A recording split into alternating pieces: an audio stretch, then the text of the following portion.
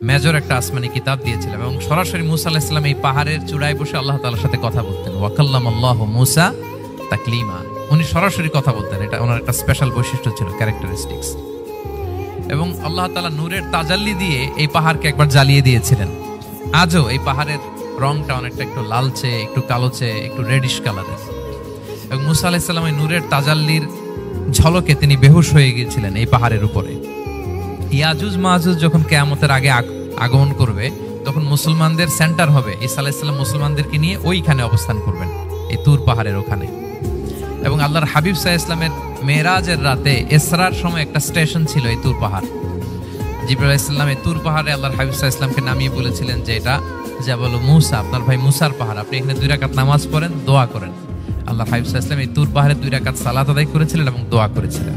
আল্লাহ এই তুর পাহাড়ের কসম কাটলেন, ওয়া তুরি সিনিন, সিনাই পর্বতের কসম যেখানে তাওরাত কিতাব নাজিল হয়েছিল। এরপর আল্লাহ তাআলা বললেন ওয়া হাদাল বালাদিল আমিন, আর এই নিরাপদ শহরের শপথ। এই শহর দ্বারা মক্কা শহর উদ্দেশ্য, কারণ রাসূল সাল্লাল্লাহু আলাইহি ওয়াসাল্লাম তখন মক্কায় ছিলেন, মক্কা নগরী। এই শহরের পূর্ব নাম ছিল বাক্কা। মক্কা নগরীকে বলা হয় উম্মুল কুরা, সব শহরের মা, সব শহরের সেন্টার, পৃথিবীর নাভিস্থল। এবং আল্লাহ তাআলা বলেছেন মান দাখালাহু কানা আমিনা, এখানে যে প্রবেশ করবে সে নিরাপদ। হেরেমের মধ্যে কিন্তু কাউকে আক্রমণ করা যায় না, কোনো খুনিও যদি ঢুকে যায় অ্যাটাক করা যাবে না। তো জাহেলি যুগে এমনটা ঘটতো, কারোর সাথে কারো শত্রুতা হলে, ধরেন যে একজন তার বাবাকে হত্যা করেছে, তো সে তাকে পেয়েছে, ওই লোক বাঁচার জন্য দৌড়াতে দৌড়াতে হেরেমের ভিতরে ঢুকে যেত, কারণ সে জানে যে হেরেমে ঢুকলে সে আমাকে মারবে না। তো পরে সে যখন হেরেম থেকে বেরোতো আবার তার সাথে যুদ্ধ শুরু হতো। এবং এই শহরের এত মর্যাদার কারণ হচ্ছে সাইয়েদনা ইব্রাহিম আলাইহিস সালাম তিনি আল্লাহর কাছে দোয়া করেছিলেন যে রব্বি জাআল হাদা বালাদান আমিনা, হে আল্লাহ আপনি এই শহরকে নিরাপদ করেন, ওয়ারযুক আহলাহু মিনাস সামারাত, আর এই শহরের অধিবাসীদেরকে আপনি ফলমূল দিয়ে রিজিকের ব্যবস্থা করেন। এখনো দেখবেন যে সারা পৃথিবীতে যেই ফল নাই মক্কাতে ওই ফল আছে, সারা পৃথিবী থেকে ফল ওখানে যায়। এবং মক্কার নেইবরিং সিটি তায়েফ, সেখানে অনেক ফল উৎপাদিত হয়, এখানে আসে। নিরাপদ শহর বালাদান আমিনা। এবং আল্লাহর হাবিব সাল্লাল্লাহু আলাইহি ওয়াসাল্লাম বলেছেন যে এই মক্কা শহর আমার সবচাইতে প্রিয় শহর। বাধ্য হয়ে তিনি যখন হিজরত করলেন মদিনায়, সেদিন বারবার তিনি মক্কার দিকে পেছনে ফিরে ফিরে তাকান আর কেঁদে কেঁদে তিনি বলতেছিলেন যে মাক্কাতু আহাব্বুল বিলাদ ইলাইয়া, মক্কা আমার কাছে সবচেয়ে প্রিয় নগরী। লাউলা উখরিজতু লামা খারাজতু, আমাকে যদি জোর করে বের করে দেয়া না হতো আমি কোনোদিন মক্কা ছেড়ে অন্য কোথাও যেতাম না। আল্লাহর হাবিব সাল্লাল্লাহু আলাইহি ওয়াসাল্লামের সবচেয়ে প্রিয় শহর ছিল মক্কা, এবং এটা আল্লাহর হাবিব সাল্লাল্লাহু আলাইহি ওয়াসাল্লামের জন্মস্থান, মাকান মাউলিদির রাসূল, রাসূল সাল্লাল্লাহু আলাইহি ওয়াসাল্লামের বিলাদাত হয়েছে এই শহরে।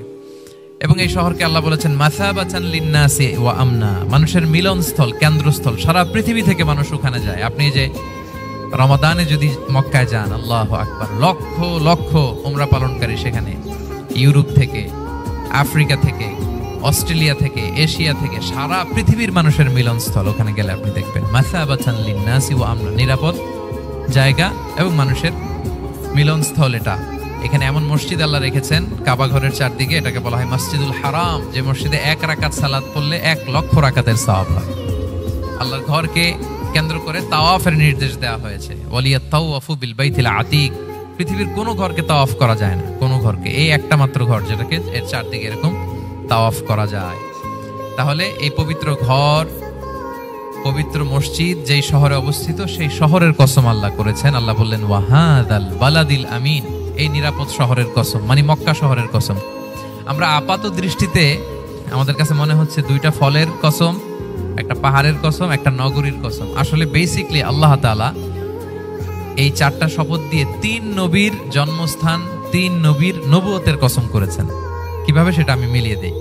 এই যে প্রথমে যে আল্লাহ বলেছেন ওয়াত্তিনি ওয়া জাইতুন, 3 এবং জাইতুনের কসম। পৃথিবীতে সবচেয়ে বেশি 3 এবং জাইতুন কোথায় উৎপন্ন হয় জানেন? ফিলিস্তিনে। কোথায়?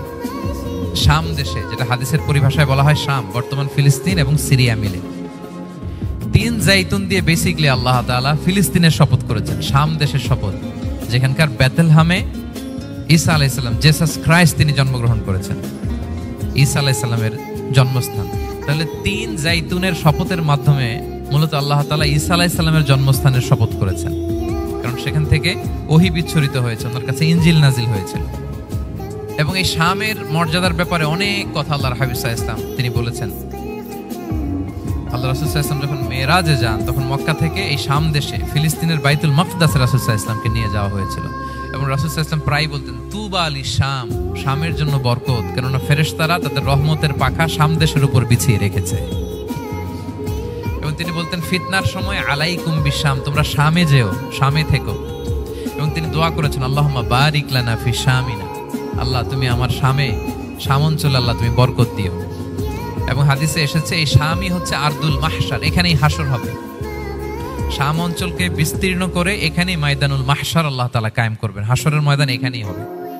এবং সেখানেই হচ্ছে সানিউল কিবলাতাইন, আমাদের আগের কিবলা কিন্তু বাইতুল মাকদাসের দিকে ছিল, যেটা শামে অবস্থিত, ফিলিস্তিনে বাইতুল মুকাদ্দাস। যেই মসজিদে নামাজ পড়লে এক রাকাতে 500 রাকাতের সওয়াব।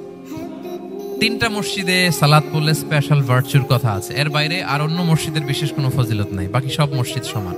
এক হচ্ছে মসজিদুল হারাম, 1 রাকাতে 1 লক্ষ রাকাত। 2 নম্বর মসজিদে নববী, 1 রাকাতে 1000 রাকাতের সওয়াব।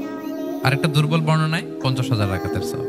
3 নম্বরে এই মসজিদুল আকসা, 1 রাকাতে 500 রাকাতের সওয়াব। এই 3 মসজিদে যেন আমরা যে সালাত আদায় করতে পারি, আল্লাহ তুমি তৌফিক দান করো। 2 মসজিদে তো একেবারেই সহজ যাওয়া, মক্কা মদিনাতে। বাইতুল মাকদাসে যেন আমরা যেতে পারি, আল্লাহ তুমি সেই পরিস্থিতি আমাদের জন্য তৈরি করে দাও। তো এই বাইতুল মাকদাসের দিকে রাসূল সাল্লাল্লাহু আলাইহি ওয়াসাল্লাম টানা 14 বছর নামাজ পড়েছেন। 14 বছর। প্রথম 13 বছর কোনো সমস্যা হয়নি মক্কায়, কারণ তখন কেবলা বাইতুল মুকাদ্দাস থাকলেও রাসূল সাল্লাল্লাহু আলাইহি ওয়াসাল্লাম সামনে রাখতেন কাবাকে। কেবলা বাইতুল মুকাদ্দাস, কিন্তু তিনি তো মক্কায় ছিলেন নবুয়তের প্রথম 13 বছর, সামনে কাবাকে রাখতেন, তারপরে টু দ্য ডাইরেকশন অফ বাইতুল মুকাদ্দাস। কিন্তু যখন মদিনায় গেলেন তখন তো আর কাবা নাই, তখন রাসূল সাল্লাল্লাহু আলাইহি ওয়াসাল্লাম কাবাকে মিস করতে আরম্ভ করলেন। আর প্রায় আল্লাহর কাছে কামনা করতেন, আমার বংশের গোড়া ইব্রাহিম আলাইহিস সালামের রুট যেখানে, আমার জন্মস্থান, সেই কাবার দিকে যদি আবার কিবলাটা ফিরিয়ে দেয়া হতো। কদ নারা তাকাল্লুবা ওয়াজহিকা ফিস সামা ফালানুওয়াল্লিয়ান্নাকা কিবলাতান তারদাহা। আল্লাহ আয়াত নাযিল করলেন, নবী আপনি আকাশের দিকে তাকিয়ে কি ভাবেন আমি বুঝি, আপনি চান কিবলা যেন আমি মক্কার দিকে ঘুরিয়ে দেই। আল্লাহ তাআলা ঘুরিয়ে দিলেন। আল্লাহ বলেন ফাওয়াল্লি ওয়াজহাকা শাতরাল মসজিদিল হারাম, এখন থেকে মসজিদুল হারামের দিকে আপনি টু দ্য ডাইরেকশন অফ কিবলা নামাজ পড়বেন। কিবলা চেঞ্জ হয়ে গেল। তো মদিনায় যে 16-17 মাস আর মক্কায় 13 বছর, মোট 14 বছর আল্লাহর হাবিব সাল্লাল্লাহু আলাইহি ওয়াসাল্লাম এই মসজিদুল আকসার দিকেই হয়ে তিনি নামাজ পড়েছেন। এটা আমাদের আগের কিবলা ছিল।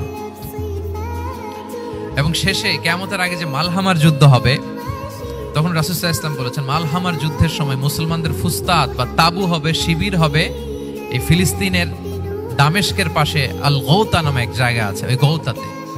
এবং ঈসা আলাইহিস সালাম এসে যে দাজ্জালকে হত্যা করবেন সেটা ওই শামে, ফিলিস্তিনের বাবুল লুদ এখনো একটা জায়গা আছে, ওই জায়গাটার নাম এখনো বাবুল লুদ, ওখানে তিনি দাজ্জালকে হত্যা করবেন।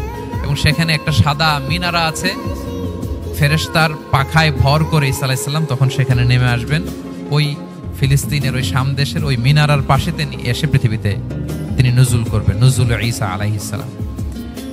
তো তিন এবং জাইতুনের কসম করে বেসিকলি আল্লাহ তাআলা ঈসা আলাইহিস সালামের জন্মস্থানের কসম করেছেন, কারণ তিন এবং জাইতুন, ডুমুর এবং জলপাই, অলিভ কোন দেশে বেশি হয়? শাম দেশে। আওয়াজ করে বলেন কোন দেশে? বর্তমান ফিলিস্তিন এবং সিরিয়া। এবং ওই ভূখণ্ডে আল্লাহর নবী ঈসা আলাইহিস সালামের জন্মস্থান। তাহলে এই দুই ফলের কসম করে বেসিকলি আল্লাহ তাআলা ঈসা আলাইহিস সালামের জন্মস্থানের কসম করেছেন। ওনার প্রতি নাজিল হওয়া যে তাওরাত ইনজিল গ্রন্থ, এই রেভেলেশনের কসম করেছেন। আচ্ছা, এরপরে ওয়াতুরি সিনিন, সিনাই পর্বতের কসম।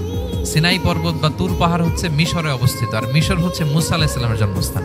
কার জন্মস্থান? মুসা আলাইহিস সালামের জন্মস্থান। তাহলে ওয়াতুরি সিনিন, তুর পাহাড়ের কসম বুঝিয়ে আল্লাহ তাআলা মূলত মুসা আলাইহিস সালামের জন্মস্থানের কসম করেছেন, যেখানে তাওরাত নাজিল হয়েছে।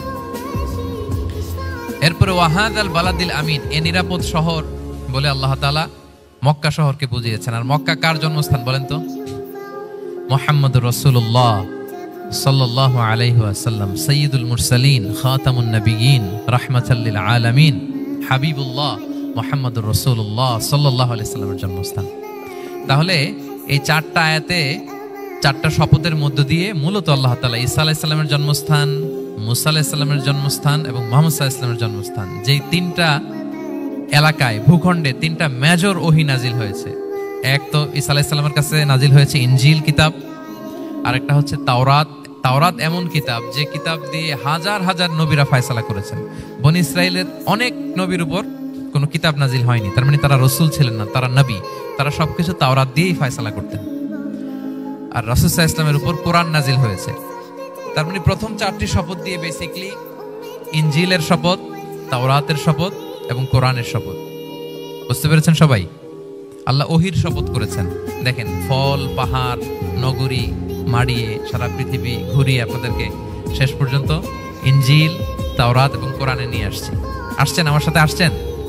হ্যাঁ, এই রেভেলেশনের শপথ আল্লাহ করেছেন। তাহলে ওয়াত্তিনি ওয়াজাইতুনি ওয়াতুরি সিনিনা ওয়া হাদাল বালাদিল আমিন, এই 4 আয়াতে 4টা শপথের মধ্য দিয়ে মূলত আল্লাহ তাআলা আসমান থেকে নাজিল হওয়া যে ওহী, এই ওহীর শপথ অথবা ওহী যেই ভূখণ্ডে নাজিল হয়েছে সেই ভূখণ্ডগুলোর শপথ করে আল্লাহ একটা গুরুত্বপূর্ণ কথা বলবেন। সেটা কি? আল্লাহ তাআলা বললেন, লাকাদ খালাকনাল ইনসানা ফি আহসানি তাকওয়িম, আর আমি মানুষকে অত্যন্ত চমৎকার অবয়বে সৃষ্টি করেছি, চমৎকার গঠনে, চমৎকার স্ট্রাকচারের ডিজাইনে সৃষ্টি করেছি।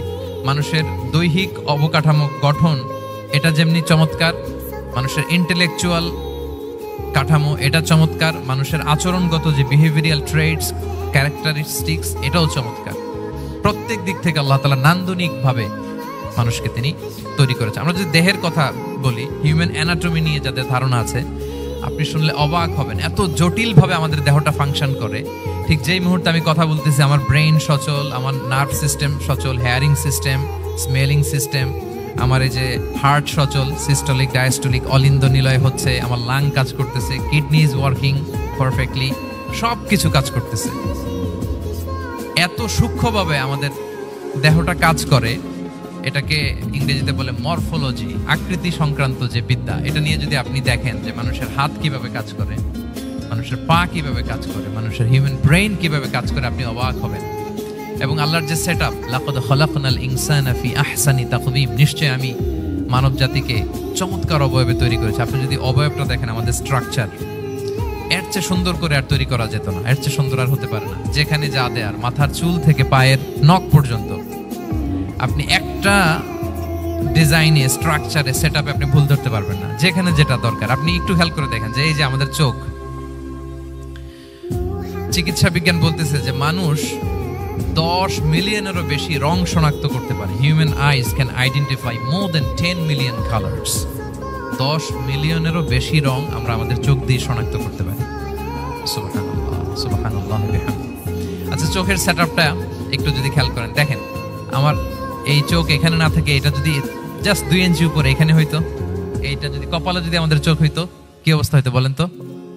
সিজদা দিতে পারতেন আল্লাহকে? বলেন, দিতে পারতেন?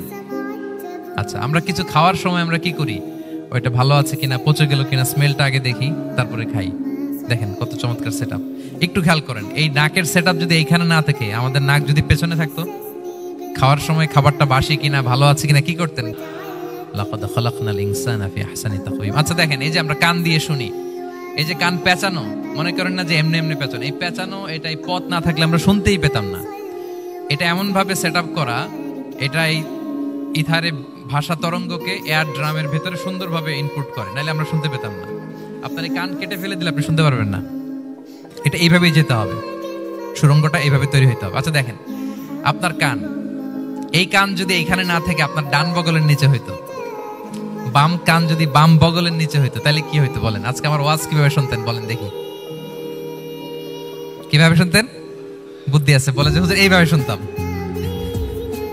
সুবহানাল্লাহ, সুবহানাল্লাহ। লাকাদ খালাকনাল ইনসানা ফি আহসানি তাকওয়িম, আমি মানুষকে সবচেয়ে সুন্দর সর্বোত্তম গঠনে তৈরি করেছি। দেখেন, কান দুটো এখানে থাকলে কথা শুনতে হইলে হাত উঁচু করে রাখা লাগতো। আল্লাহ, আপনি একটা একটা অঙ্গ দেখেন, ঠিক যেখানে যেটা যেভাবে সেট করা দরকার, আল্লাহ তাআলা দয়া করে অনুগ্রহ করে ঠিক সেভাবে তিনি সেট করেছেন। আমাদের চেহারার মধ্যে দেখেন এক একজনের এক এক রং। ওয়াখতিলাফু আলসিনাতিকুম ওয়া আলওয়ানিকুম ইন্না ফি যালিকা লাআয়াতুন লিল আলিমিন। আল্লাহ বলেন, তোমাদের ভাষার ভিন্নতা দিয়েছি, তোমাদের গায়ের রঙের ভিন্নতা, একজনের চেহারার সাথে আরেকজনের মিল নাই, একজনের ফিঙ্গারপ্রিন্টের সাথে। আয়াহসাবুল ইনসানু আল্লান নাজমাআ ইযামা বালা কাদিরিনা আলা আন নুসাউইয়া বানানা।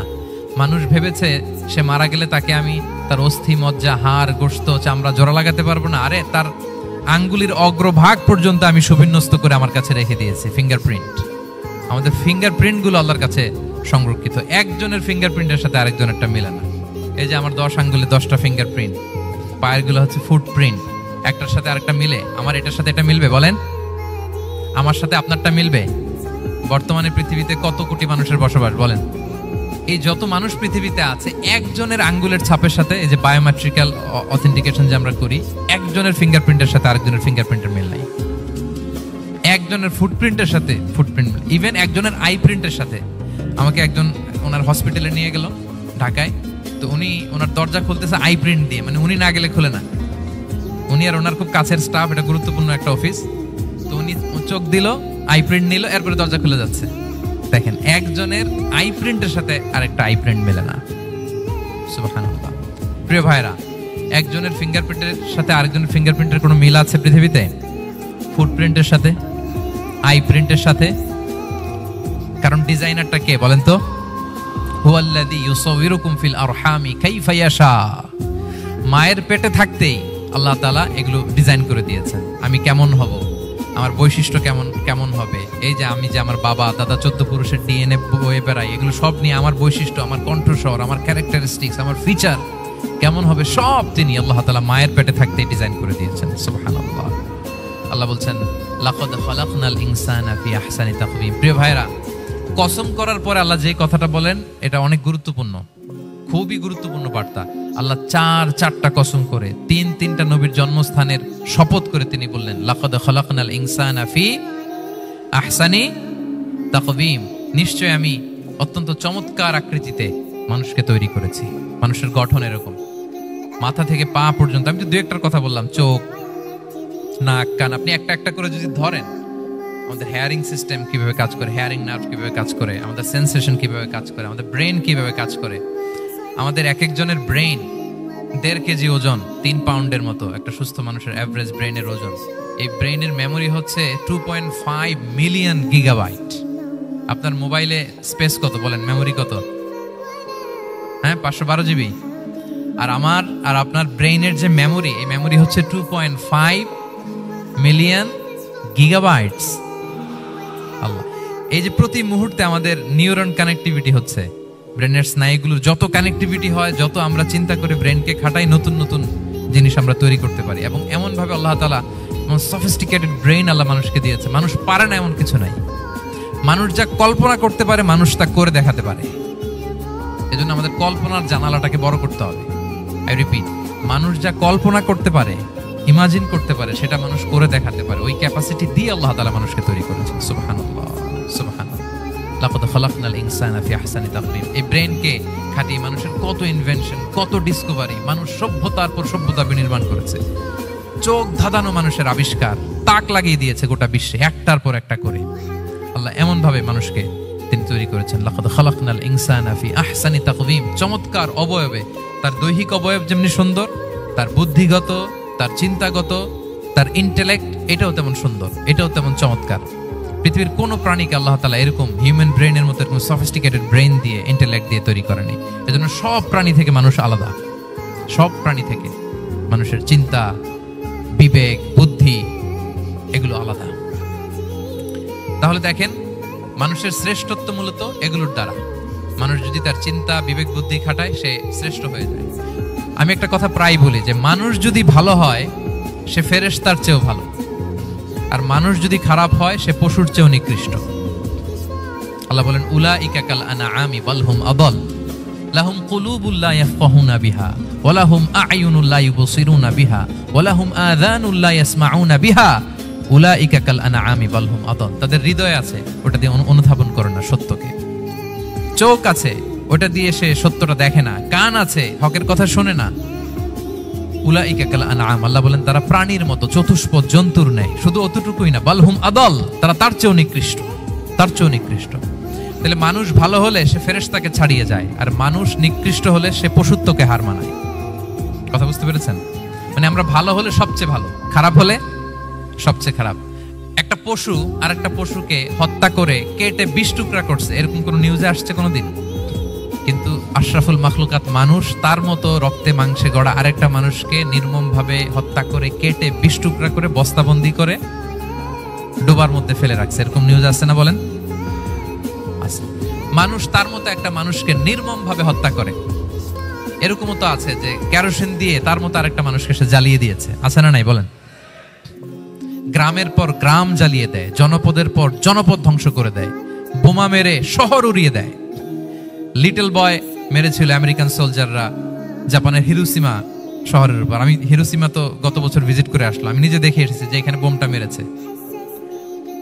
মুহূর্তের মধ্যে পুরো শহর ভ্যানিশ, এমন রেডিয়েশন। তো যেই আমেরিকান পাইলট বোমা মারতেছে সেও মানুষ, সেও কি?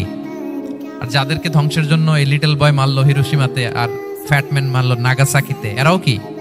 তাহলে দেখেন, মানুষ তার মতো আরেকটা মানুষকে এরকম মেরে টুকরো টুকরো কুচি কুচি করতে সে দ্বিধাবোধ করে না। আল্লাহ, মানুষ গণহত্যা চালায়, জেনোসাইড। এই যে আমাদের বাংলাদেশে তো কিছুদিন আগে হলো গণহত্যা, হেলিকপ্টার থেকে গুলি করে বাচ্চা মেরে ফেলতেছে। কার বাচ্চা? কার কলিজার টুকরা সন্তান? Don't care. জনগণের টাকায়, ট্যাক্সের টাকায় কেনা বুলেট, হেলিকপ্টার দিয়ে জনগণকে, ছাত্রদেরকে হত্যা করা হয়েছে। দেখেন, সেও মানুষ। যারা হত্যা করতেছে, গণহত্যা, জেনোসাইড চালিয়েছে, তারাও মানুষ। তাহলে মানুষ যদি খারাপ হয়, মানুষের চেয়ে খারাপ আর কেউ হয়? আর মানুষ ভালো হলে মানুষের চেয়ে ভালো কেউ হতে পারে? মানুষ এমন জায়গায় যেতে পারে যেখানে ফেরেশতারাও যেতে পারে না। জিবরাইল ইসলামের যাওয়ার সীমানা যেখানে শেষ, মুহাম্মদ সাল্লাল্লাহু আলাইহি ওয়াসাল্লামের ঊর্ধ্ব জগতের কাহিনী সেখান থেকে শুরু। আল্লাহু আকবার। তাহলে মানুষ ভালো হলে ফেরেশতাকে ছাড়ায়, মানুষ খারাপ হলে পশুত্বকে হার মানায়। So the decision is yours. রাস্তা দুইটা, আপনি কোন দিকে যাবেন? আপনি কি ডান দিকে জান্নাতের পথে যাবেন নাকি বাঁ দিকে জাহান্নামের পথে যাবেন? সিদ্ধান্ত আপনার। আল্লাহ তাআলা বললেন, লাকাদ খালাকনাল ইনসানা ফি আহসানি তাকওয়িম। আমি মানুষকে চমৎকার আকৃতিতে তৈরি করেছি। হাতের মেকানিজম কি, পায়ের মেকানিজম কি, আমার চেয়ে আপনারা ভালো জানেন। এগুলো ঘন্টার পর ঘন্টা আপনি বলতে পারবেন যে কেমন ভাবে আল্লাহ তাআলা তৈরি করেছেন। আল্লাহ বলেন, মানুষকে আমি অত্যন্ত চমৎকার আকৃতি দিয়ে তৈরি করেছি। তার সৃষ্টিগত কাঠামো, তার বুদ্ধিবৃত্তিক কাঠামো, তার চিন্তাগত কাঠামো, তার আচরণগত কাঠামো, তার নৈতিকতায় তাকে এমন উচ্চ মর্যাদার আসন আমি দিয়েছি, এটা যদি সে অ্যাচিভ করে, বিলং করে, তাহলে তার চেয়ে শ্রেষ্ঠ কেউ আর হতে পারে। কিন্তু আল্লাহর দেয়া এই ক্যাপাসিটিগুলো, এই নেয়ামাগুলো যদি সে অ্যাকসেপ্ট না করে, সে যদি পশুত্বের পথে হাঁটে, সে যদি শয়তানের দেখানো পথে হাঁটে, তাহলে সে এত নিচে যাবে, অন্য কেউ আর এত নিচে যেতে পারে না। মানুষ যত নিচে যেতে পারে, ফেরেশতারাও অত নিচে যেতে পারবে না, জিন জাতিও পারবে না, কোনো প্রাণীর পক্ষে যাওয়া সম্ভব না। তাহলে মানুষকে আল্লাহ তাআলা এমন সফিস্টিকেটেড ওয়েতে তৈরি করেছেন, চাইলে সে সবার উপরে যেতে পারে। আবার চাইলে আল্লাহর দেয়া নেয়ামতগুলোকে যদি সে ভিন্ন খাতে প্রবাহিত করে, সে সবচেয়ে নিকৃষ্ট হতে পারে। সেটাই আল্লাহ বললেন, সুম্মা রাদাদনাহু আসফালা সাফিলিন। এরপরে তাকে আমি হীন থেকে হীনতর করেছি, নিচ থেকে আরো নিচে নিয়েছি। সে যখন ঈমান আনে না, সে যখন সৎকর্ম করে না, সে যখন আল্লাহর শেখানো, আল্লাহর দেখানো রাস্তায় সে চলে না, সে যখন তার নফসের কথা শুনে, সে যখন তার প্রবৃত্তির গোলাম সাজে, সে সবচেয়ে নিকৃষ্ট হয়। আসফালা সাফিলিন মানে একেবারে নিচে, এর নিচে আর নাই। আল্লাহ বলেছেন, ইন্নাল মুনাফিকিনা ফিদ দারকিল আসফালি মিনান নার। সেখানে আল্লাহ আসফাল বলেছেন, মুনাফিকরা জাহান্নামের একেবারে তলদেশে থাকবে। তাই মানুষ যদি ঈমান আর সৎকর্মের বলে বলিয়ান না হয়, সে এত খারাপ হয়, কেউ এত নিচে যেতে পারে না। বলেন, মানুষ যত নিচে যেতে পারে, জিন তত নিচে যেতে পারবে? ফেরেশতারা পারবে না। আর মানুষ যত উপরে যেতে পারে, ফেরেশতারা এত উপরে যেতে পারবে না। সো দুইটারই সুযোগ আপনার আছে। সুম্মা রাদাদনাহু আসফালা সাফিলিনের দুইটা ব্যাখ্যা। কোন মুফাসসির বলেছেন, যৌবনের পর, যৌবনে থাকে শক্তিশালী, বার্ধক্যের সময় যখন সে নুয়ে যায়, ছোট হয়, সে একেবারে দুর্বল হয়ে যায়, সেটা বোঝানো হয়েছে। আর অন্যান্য মুফাসসিরিন একরাম বলেছেন, না, আল্লাহর দেওয়া এই নেয়মা, ক্যাপাসিটি যখন সে সঠিক পথে কাজে লাগায় না, সে যখন প্রবৃত্তির অনুসরণ করে, সে তখন এত খারাপ হয়, এত নিচ থেকে নিচুতর হয়, এত হীন থেকে হীনতর হয়, তার চেয়ে হীনতর আর কেউ তখন হতে পারে না। সেখান থেকে বাঁচার দুটি রাস্তা আল্লাহ বলেছে। আল্লাহ বলছেন, ইল্লাল্লাযীনা আমানু ওয়া আমিলুস সলিহাত। তবে যারা ঈমান আনে এবং সৎকর্ম করে তারা ছাড়া। তারা ওই নিচু থেকে নিচুতর নয়, তারা শ্রেষ্ঠতর।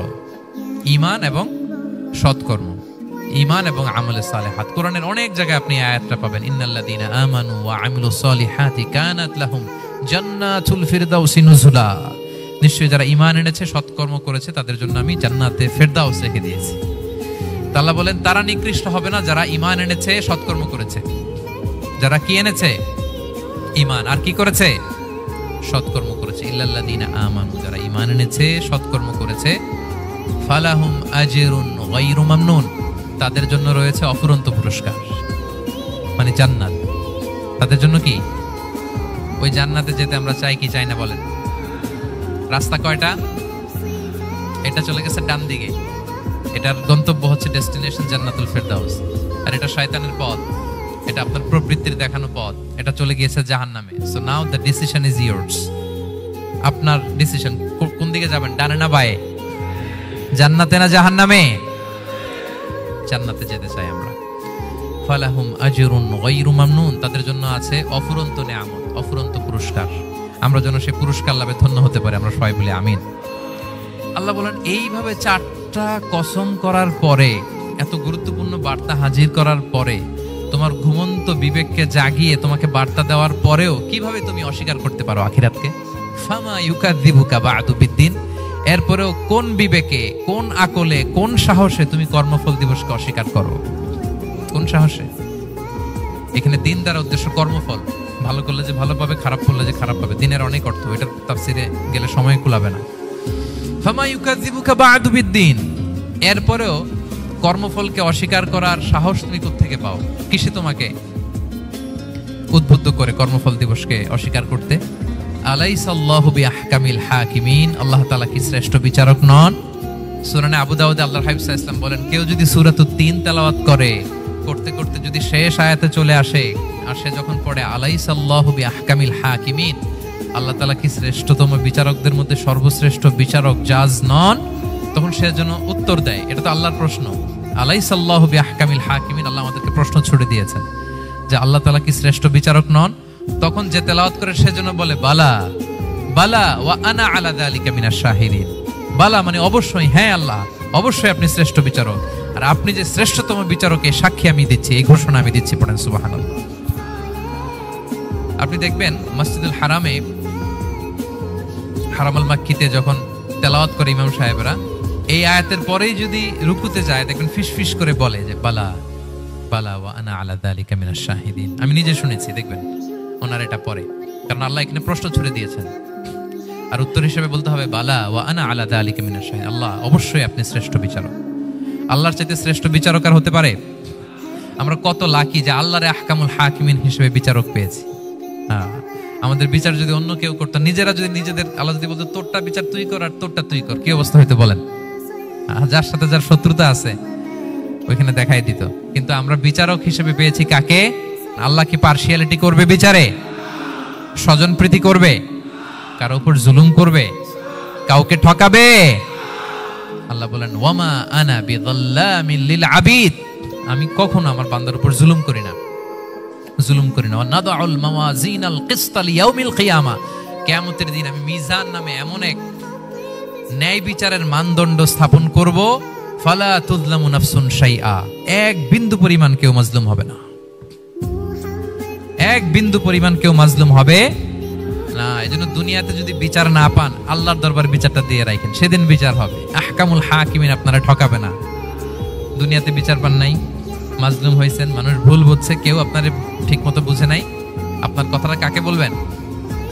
বিপদে পড়লে ক্রাইসিস মোমেন্টে কাকে শেয়ার দিবেন? না ফেসবুকে শেয়ার দিবেন? আমরা তো ফেসবুকে শেয়ার দিয়ে দিই এখন। ফেসবুকে শেয়ার দেওয়ার আগে, বন্ধুকে শেয়ার দেওয়ার আগে, স্ত্রীর কাছে শেয়ার করার আগে আমার সমস্যার কথা আগে শেয়ার করব কাকে? কারণ আলাইসাল্লাহু বি আহকামিল হাকিমিন, আল্লাহ বলছেন আমি কি শ্রেষ্ঠ বিচারক নই? বালা বালা ইয়া রব ওয়া আনা আলা যালিকা মিনাশ শাহিদিন, অবশ্যই আল্লাহ আপনি শ্রেষ্ঠ বিচারক। ক্লিয়ার হয়েছে না সবার কাছে? শপথ কয়টা ছিল? 4টা। মূলত নবুয়তের শপথ, তাই না? নবুয়ত আমাদের জন্য সবচাইতে বড় নেয়ামত। কারণ নবীরা যদি আমাদেরকে এই তথ্যগুলো না দিতেন, আমরা জান্নাত জাহান্নাম চিনতাম? ভাইরা বলেন তো, আখেরাত চিনতাম? এই যে আখেরাত হবে, পুলসিরাত হবে, day of judgment, day of accountability, আল্লাহর সুপ্রিম কোর্টের কাঠ গড়ায় পাই টু পাই হিসাব দিতে হবে, নবীরা না এসে বললে আমরা এত বুঝতাম না। নবীরা জান্নাত জাহান্নাম চিনিয়েছে, আল্লাহর বিশদ পরিচয় আমাদের সামনে তুলে ধরেছে, আখিরাতের পরিচয়, লাইফ আফটার ডেথ কিরকম হবে সবকিছু আমাদের কাছে তুলে ধরেছে। সো নবুয়ত আল্লাহ তাআলার পক্ষ থেকে অনেক বড় নেয়ামত। 2 নম্বর নেয়ামত হচ্ছে আল্লাহ তাআলা আমাদেরকে যে ক্যাপাসিটি দিয়েছে, বুদ্ধিমত্তা, ইন্টেলেক্ট, বিচার বিশ্লেষণ, যেটা দিয়ে আমরা অন্যান্য সব প্রাণী থেকে আলাদা, এটাও আল্লাহর বড় নেয়ামত। এই নিয়ামতের শুকরিয়া যেন আমরা করি। এবং আমি যেটা বলেছি, মানুষ যেটা কল্পনা করতে পারে সেটা সে করেও দেখাতে পারে। সো আল্লাহ তাআলা যাকে যেই কোয়ালিটি দিয়েছে, ক্যাপাসিটি দিয়েছে, আমরা যেন এই নিয়ামতের শুকরিয়া করি। নিয়ামতের শুকরিয়া করলে এই নিয়ামত দেওয়ার ধারাবাহিকতা এটা বাড়িয়ে দেয় কে? লা ইন শাকারতুম লা আযীদান্নাকুম ওয়া লা ইন কাফারতুম ইন্না আযাবি লাশাদীদ। শুকরিয়া করলে নিয়ামত আরো বাড়িয়ে দেব। তাহলে প্রথম নিয়ামত ছিল নবুওয়াত, প্রফেটহুড, প্রফেসি। এটা অনেক বড় নিয়ামত। এই রিভেলেশন এসে আমাদেরকে এনলাইটেন করেছে। তা না হলে আমাদের গড কে, গডের ফিচার কি, আখেরাত কি, জান্নাত কি, জাহান্নাম কি, the concept of punishment, concept of আখেরা, কিছুই আমরা ভালোভাবে বুঝতাম না। এটার শপথ আল্লাহ করেছেন। আল্লাহ আমাদেরকে নিয়ামত দিয়েছেন, ক্যাপাসিটি দিয়েছেন, সক্ষমতা দিয়েছেন, সবচাইতে সফিস্টিকেটেড ব্রেন দিয়ে তৈরি করেছেন। এটা একটা বড় নিয়ামত। এবং রাস্তা দেখিয়ে দিয়েছেন, হয় ডানে নয় বায়ে। এবং তিনি আশ্বাস দিয়েছেন যে তোমাদেরকে সঠিক ফায়সালার মাধ্যমে বিচার করা হবে সেদিন। তাই আমাদের বিপদে আপদে সব সময় আমরা যেন ফরিয়াদ করি এক মহান সত্তার কাছে। বলুন তো আওয়াজ করে, তিনি কে? আল্লাহর কাছে যেন আমরা ফরিয়াদ করি। আল্লাহ তাআলা আমাদের সবাইকে কথাগুলো বুঝে আর আমল করার তৌফিক দান করুক।